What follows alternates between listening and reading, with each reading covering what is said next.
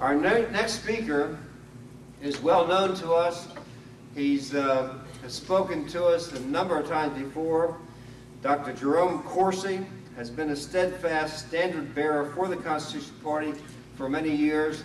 And you know, I've heard him tell audiences other than the Constitution Party that he was never affiliated with a party before he came to the Constitution Party, that he was always registered as independent or otherwise, that the Constitution Party was the home that he found, and for the first party that he affiliated with his registration. We could not be more proud to count this highly credentialed and influential author and speaker among the ranks of our Constitution Party members.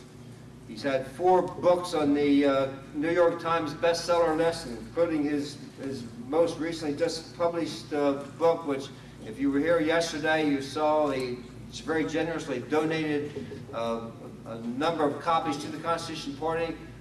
They're all sold out, and I don't have time to read all of his books, but the one that probably thrust him on the national scene was Unfit for Command, Swift Vote Veterans Speak Out on John Kerry. More recently, the Obama Nation, Leftist Politics, and the Cult of Personality.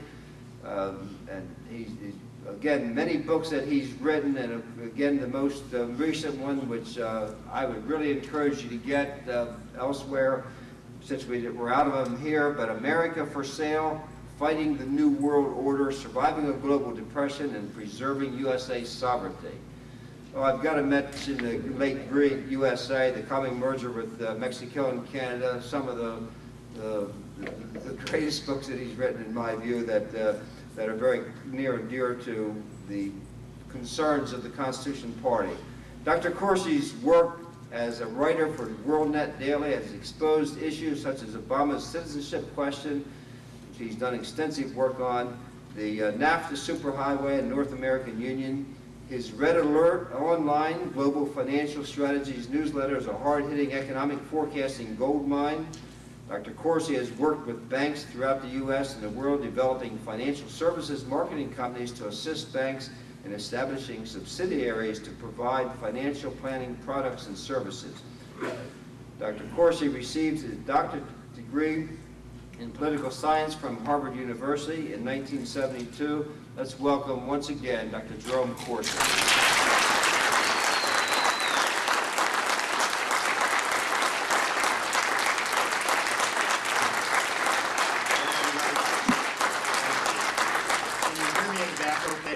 Is it close enough to the microphone? Can you hear me? No, not too bad. Okay, is that much better? And just before we get started, a couple of housekeeping details. I'm going to try to speak for about a half an hour. We have to go until what time now, Jim? We've got... We wrap up by 25 after. I'm going to try to leave some time for questions at the end. We have a microphone. We'll try to get some questions. It's a great honor and pleasure to be back speaking with the Constitution Party. Thank you. As Jim mentioned, this is actually the only political party I've ever joined. To the best of my knowledge, I never was a Republican or a Democrat. If I voted in some primary in one of the states I lived, possibly they, on their own accord, registered me in one party or another, but I assure you I never attended a single meeting of either party or I had any conscious intention to be a member of each. To be absolutely honest with you, I can't tell the difference between the two. and to me, it's just, you know, Tweedledee, Tweedledum. It's hard to tell which is which. Now, I'm going to focus today on the America for Sale, which is the book I've just completed. It's just been on sale for about a week, and we got notified last week that it will be on the bestseller list. It will debut at number 11 on November 1st.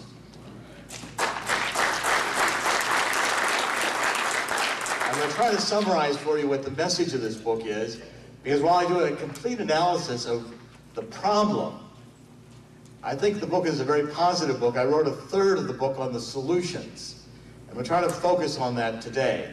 If you can see the cover, the subtitle is Fighting the New World Order, surviving a global depression, and preserving USA sovereignty.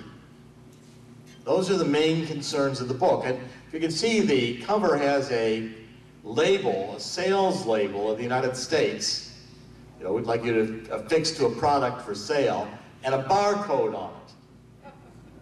So there's the USA for sale. Now I'm going to try to explain to you the image, why I say this, and what my image is. And if I go to the book on page 24, the Treasury does a once a year gap accounting of the federal budget.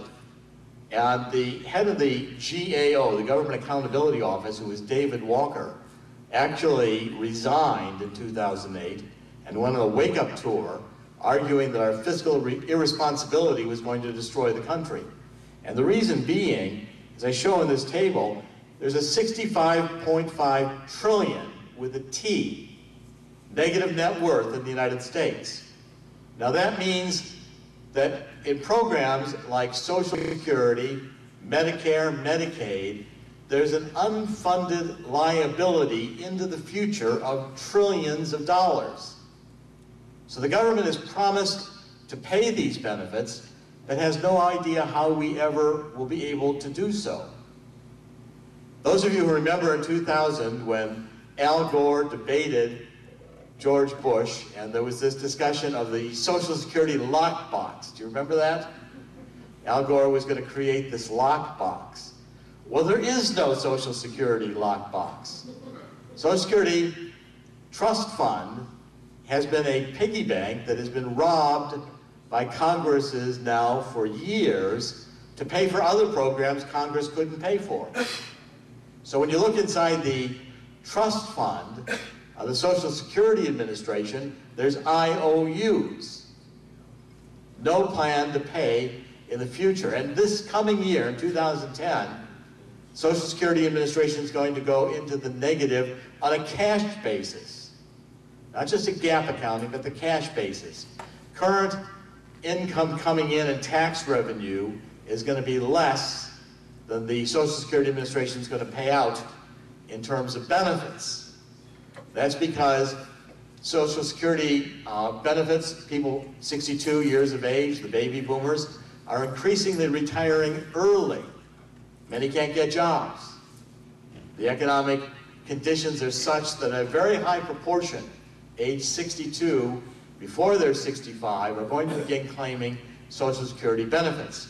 Secondly, with unemployment now close to 10%, and in some states, like Michigan, at 15%. As I point out in America for Sale, by the way, that's only how we count unemployment today. If you counted chronic unemployment, people who've given up looking, you counted the people who have gone beyond their full benefits, well, you'd probably have unemployment at closer, in states like Michigan, to 20 or 23%. These are Depression era levels of unemployment.